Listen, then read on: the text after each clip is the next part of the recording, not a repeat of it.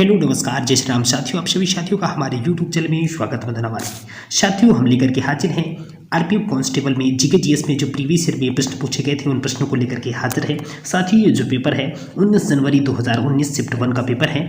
आज आपका पेपर का एनालिसिस होने वाला है। जीके जीएस में कैसे प्रश्न पूछे गए थे प्रीवियस ईयर में, वो सारे प्रश्न आज हम देखने वाले हैं। जिनमें विद्यार्थियों ने आने वाले दिनों में जो रेलवे की वैकेंसी आ रही है उनमें फॉर्म फिलअप करने वाले हैं, उनके लिए वीडियो काफ़ी महत्वपूर्ण रहने वाली है। सभी रेलवे एग्जामों के लिए ये वीडियो काफ़ी महत्वपूर्ण है। जी हाँ साथियों, चलिए प्रश्नों की शुरुआत करते हैं।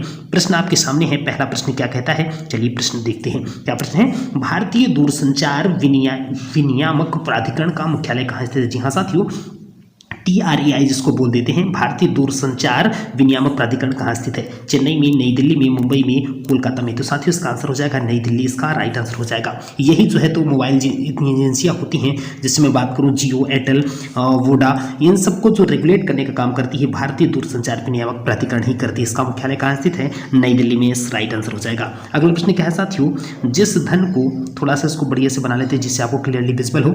जी हाँ साथियों, हमारा प्रश्न क्या है, जिस धन को भूमि, भवन, मशीन और अन्य उपकरण जैसी परिसंपत्तियों को खरीदने के लिए खर्च किया जाता है उसे क्या कहते हैं। जी हाँ, निवेश कहते हैं, व्यय कहते हैं, या संवितरण कहते हैं, या उपभोग कहते हैं। साथियों जिस धन को भूमि, भवन, मशीन और अन्य उपकरण जैसी परिसंपत्तियों को खरीदने के लिए खर्च किया जाता है उसे हम निवेश कहते हैं। जी हाँ, ऑप्शन इसका राइट आंसर हो जाएगा। अगला प्रश्न क्या है, निम्न में से क्या, जी हाँ साथियों हमारा प्रश्न क्या है, निम्न में से क्या भारत के संविधान की प्रस्तावना का भाग नहीं। इनमें से कौन भारतीय संविधान का प्रस्तावना का भाग नहीं है। स्वतंत्रता, भारतीय ध्वज, या समानता, या न्याय। तो साथियों याद रखिएगा, भारत के संविधान की जो प्रस्तावना का भाग जो है तो भारतीय ध्वज नहीं है। जी हाँ, अगला प्रश्न क्या है, सूत्र में जो है चालकों को महत्वपूर्ण, थोड़ा सा बढ़िया से बना लेते हैं जिससे आपको क्लियरली विजिबल हो जाए। हमारा प्रश्न क्या है, सूत्र में चालकों को महत्वपूर्ण संदेश देने के लिए विभिन्न ध्वजों का प्रयोग किया जाता है। सफेद ध्वज किसे इंगित करती है, इनमें से सफेद जो है वो क्या बताती है।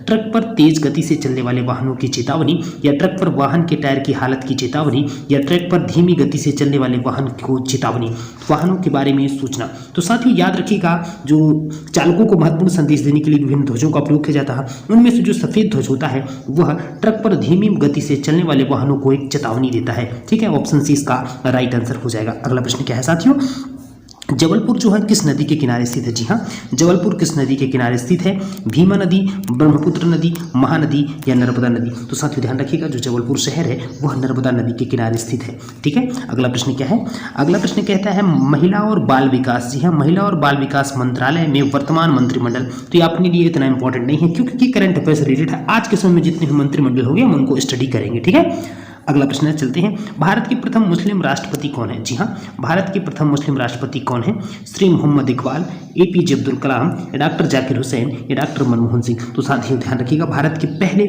मुस्लिम जो राष्ट्रपति थे वो कौन थे, doctor Zakir Hussain.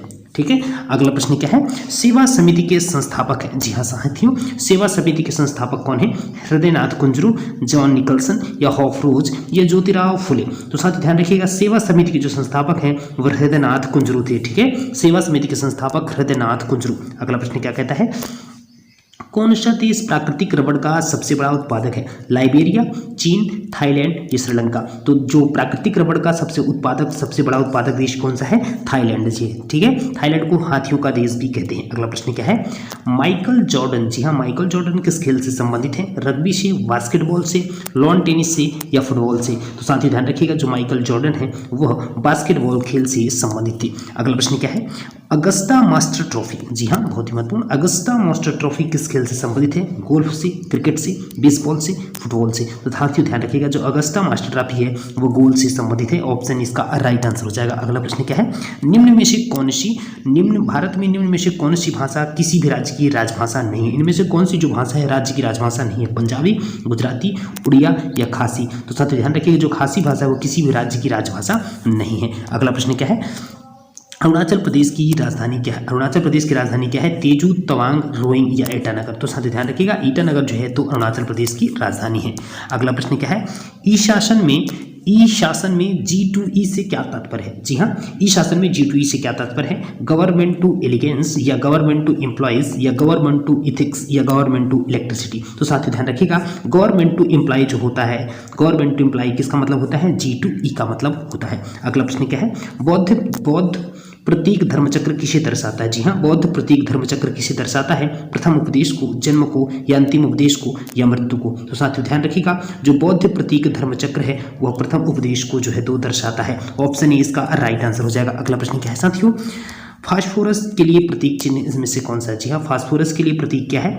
PH, PR या H या P। तो साथियों ध्यान रखिएगा, फास्फोरस का जो प्रतीक होता है वह P होता है। ठीक है, अगला प्रश्न क्या है? भारत के प्रधानमंत्री को शपथ कौन दिलवाता है? राज्यपाल, मुख्य न्यायाधीश, उपराष्ट्रपति या राष्ट्रपति। तो साथियों ध्यान रखिएगा, जो भारत के प्रधानमंत्री को शपथ कौन दिलाता है? राष्ट्रपति दिलाता है। कौन दिलाता है? राष्ट्रपति जो है तो भारत के प्रधानमंत्री को शपथ दिलाता है। अगला प्रश्न क्या है? घनत्व की SI इकाई क्या है? किलोग्राम पर मीटर स्क्वायर, या किलोग्राम पर मीटर क्यूब, या किलोग्राम मीटर, या किलोग्राम स्क्वायर पर मीटर क्यूब। तो साथियों ध्यान रखिएगा, इनमें से घनत्व की जो SI इकाई होती है वह किलोग्राम पर मीटर क्यूब होती है। मतलब इसको मैं ऐसा भी लिख सकता हूं। ठीक है, ये राइट आंसर हो जाएगा। अगला प्रश्न क्या है? पानीपत का द्वितीय युद्ध कब हुआ था? जी हाँ साथियों, पानीपत का द्वितीय युद्ध कब हुआ था? 1825 में, 1550, 1500 में, या 1600 AD में, या 1556 AD में। तो साथियों ध्यान रखिएगा, जो पानीपत का द्वितीय युद्ध हुआ था वो 1556 AD में हुआ था। कब हुआ था? 1556 AD में हुआ था। ऑप्शन डी इसका राइट आंसर हो जाएगा। अगला प्रश्न क्या है? PPF का पूर्ण रूप क्या है? जी हाँ, PPF का पूर्ण रूप क्या है? पब्लिक पोटेंशियल फंड, या प्राइवेट प्रोविडेंट फंड, या पब्लिक प्रोविडेंट फंड, या फिर हो जाएगा पर्सनल प्रोविडेंट फंड। तो साथियों ध्यान रखिएगा, PPF का जो फुल फॉर्म होता है वो क्या होता है? पब्लिक प्रोविडेंट फंड होता है साथियों। ऑप्शन सी इसका राइट आंसर हो जाएगा। अगला प्रश्न क्या है? संसद सदस्य राधेश्याम विश्वास किस राज्य से हैं? जी हाँ, ये उस समय से करंट से था, तो इसका आंसर हो जाएगा असम से थे। ठीक है, करंट से संबंधित प्रश्न है। अगला प्रश्न क्या हो जाएगा? गोवा का लोक नृत्य क्या है? जी हाँ साथियों, गोवा का लोक नृत्य क्या है? मांडो, गगोर, या चकवा, या लोर। तो साथियों ध्यान रखिएगा, जो गोवा का लोक नृत्य है वह मांडो होता है। ऑप्शन इसका राइट आंसर हो जाएगा। अगला प्रश्न क्या है? भारत के संविधान की किस अनुसूची के अंतर्गत? जी हाँ, प्रश्न थोड़ा सा देख लेते अच्छे से। भारत के किस संविधान की अनुसूची के अंतर्गत? ये देखिए, भारत के संविधान के किस अनुसूची के अंतर्गत राज्यों के नाम और उनका प्रादेशिक अधिकार क्षेत्र आता है? जी हाँ, कौन सी ऐसी अनुसूची है जो हमें ये बतलाती है कि राज्यों के नाम और उनका प्रादेशिक अधिकार क्षेत्र आता है? चतुर्थ अनुसूची, या नवम, या पंचम, या प्रथम? तो प्रथम अनुसूची के तहत जो है तो राज्यों के नाम और प्रादेशिक अधिकार क्षेत्र आते हैं। अगला प्रश्न क्या कहता है? कांच, साबुन और कागज उद्योग। जी हाँ, प्रश्न हमारा क्या है? कांच, साबुन और कागज उद्योग में निम्न में से किसका प्रयोग किया जाता है? सोडियम कार्बोनेट का, कार्बन डाइऑक्साइड का, या मिल्क ऑफ मैग्नीशिया का, या पोटेशियम नाइट्रेट का? तो कांच, साबुन और कागज उद्योगों में हम लोग जो है तो सोडियम कार्बोनेट का उपयोग करते हैं। ऑप्शन ए इसका राइट आंसर हो जाएगा। अगला प्रश्न क्या है? हम्पी में स्मारक चिन्हों का समूह विश्व विरासत स्थल किस राज्य में स्थित है? जो हम्पी में स्मारक चिन्ह का समूह है वो विश्व विरासत स्थल जो है तो किस राज्य में स्थित है? गुजरात, कर्नाटक, केरल, या तमिलनाडु? तो साथियों ध्यान रखिएगा, कर्नाटक राज्य में जो है तो हम्पी स्थित है। ठीक है, अगला प्रश्न क्या है? निम्न में से क्या संघ शासित प्रदेश, इनमें से कौन सा संघ शासित प्रदेश नहीं है? चंडीगढ़, पुदुचेरी, दादर एवं नगर हवेली, या फिर त्रिपुरा? साथियों ध्यान रखिएगा, चंडीगढ़ जो है तो एक क्या है? यूटी है। ये भी पुदुचेरी भी एक यूटी है, दादर नगर हवेली यूटी है, और त्रिपुरा एक क्या है? स्टेट है। इसलिए इसका राइट आंसर क्या हो जाएगा? त्रिपुरा हो जाएगा। अगला प्रश्न क्या है? अगले प्रश्न की तरफ चलते हैं। मैग्नीशियम, जी हाँ, मैग्नीशियम हाइड्रोक्साइड के लिए रासायनिक सूत्र क्या है? MgOH, MgOH का होल ट्वाइस, या MgOH3, या Mg2OH? तो साथियों इसका आंसर हो जाएगा मैग्नीशियम जो हाइड्रोक्साइड है उसको हम कैसे लिखते हैं? मैग्नीशियम MgOH का होल ट्वाइस। ठीक है, ये राइट आंसर हो जाएगा। अगला प्रश्न क्या है? बर्फ का अपवर्तनांक सूचकांक क्या है? जी हाँ, बर्फ का अपवर्तक सूचकांक क्या है? 1.31, या 0, या 0.5, या 1.1? तो साथ ही ध्यान रखिएगा, जो बर्फ का अपवर्तक सूचकांक होता है वह 1.31 होता है। ठीक है, ऑप्शन ए इसका राइट आंसर हो जाएगा। अगला प्रश्न क्या है? भारत का राष्ट्रीय वृक्ष कौन सा है? जी हाँ, भारत का राष्ट्रीय वृक्ष कौन सा है? ऑप्शन ए नारियल का वृक्ष, ऑप्शन बी वट वृक्ष, ऑप्शन सी चिनार वृक्ष, या ऑप्शन सी डी ताड़ का वृक्ष? तो साथ ध्यान रखिएगा, भारत का जो राष्ट्रीय वृक्ष है वो वट वृक्ष जो है, तो ऑप्शन बी इसका राइट आंसर हो जाएगा। अगला प्रश्न क्या है? श्री फिरोज शाह मेहता ने कौन सा समाचार पत्र प्रारंभ किया? मतलब श्री फिरोज शाह मेहता ने कौन सा समाचार पत्र प्रारंभ किया गया, ऐसा कुछ करके है। थोड़ा सा देखिए लिखा ही इस तरह से वर्डिंग ही है, गुड टाइम्स, बॉम्बे क्रॉनिकल या डेक्कन क्रॉनिकल या डेक्कन टाइम्स। तो मतलब श्री फिरोज शाह मेहता द्वारा कौन सा समाचार पत्र प्रारंभ किया गया था, ठीक है, ऐसा करके प्रश्न है। तो गुड टाइम्स या बॉम्बे क्रॉनिकल या डेक्कन क्रॉनिकल या डेक्कन टाइम्स, तो आंसर हो जाएगा बॉम्बे क्रॉनिकल जो है तो फिरोज शाह मेहता के द्वारा समाचार पत्र जो है तो प्रारंभ किया गया था। अगला प्रश्न क्या है, भारत का मार्टिन लूथर किसे कहते हैं? जी हाँ, भारत का मार्टिन लूथर किसे कहते हैं? लॉर्ड रिपन को, बाल गंगाधर तिलक को, दयानंद सरस्वती को, सुभाष चंद्र बोस को। तो साथियों ध्यान रखिएगा, भारत का जो मार्टिन लूथर है वो हम दयानंद सरस्वती को कहते हैं। ऑप्शन सी इसका राइट आंसर हो जाएगा। अगला प्रश्न क्या है, अगला प्रश्न है साथियों, प्रकाश किरण। जी हाँ, प्रकाश किरण के रंगीन घटक के बैंड को इसका कहते हैं। जी हाँ, प्रकाश किरण के रंगीन जो घटक की बैंड होती है इसको हम क्या कहते हैं? फ्रीक्वेंसी, बैंडविड्थ या वेवलेंथ या स्पेक्ट्रम। तो साथियों ध्यान रखिएगा, प्रकाश किरण के जो रंगीन घटक होते हैं उनको हम स्पेक्ट्रम कहते हैं। क्या कहते हैं? स्पेक्ट्रम। ऑप्शन डी इसका राइट आंसर हो जाएगा। अगला प्रश्न क्या है,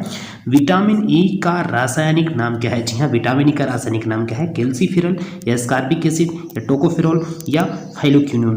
तो साथियों आंसर हो जाएगा विटामिन ई का जो है तो रासायनिक नाम क्या होता है? टोकोफेरॉल होता है। ऑप्शन सी इसका राइट आंसर हो जाएगा। अगला प्रश्न क्या है, किस राज्य में, जी हाँ, किस राज्य में भोरम देव मंदिर स्थित है? छत्तीसगढ़ में, दिल्ली में, असम में या गोवा में? तो साथ ही ध्यान रखिएगा, छत्तीसगढ़ में जो है तो भोरम देव मंदिर स्थित है। अगला प्रश्न क्या है, ओदंतपुरी विश्वविद्यालय किस राज्य में स्थित है? जी हाँ, ओदंतपुरी विश्वविद्यालय किस राज्य में स्थित है? पश्चिम बंगाल में, नई दिल्ली में, पंजाब में या बिहार में? तो ओदंतपुरी जो विश्वविद्यालय है वह बिहार में स्थित है। ऑप्शन डी इसका राइट आंसर हो जाएगा। अगला प्रश्न, जापान की राजधानी क्या है? जापान की राजधानी क्या है? बीजिंग, काहिरा, टोक्यो या येरेवन?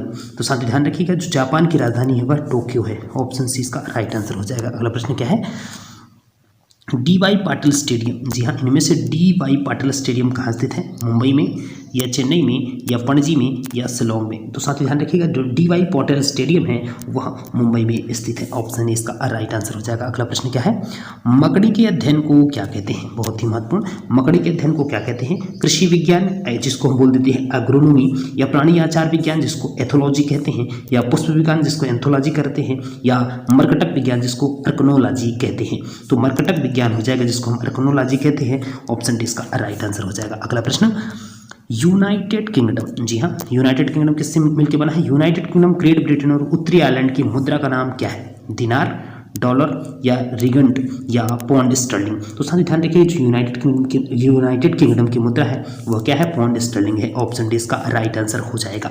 अगला प्रश्न, रेती से बने स्थान। जी हाँ, हमारा प्रश्न क्या है, रेती से बने स्थान।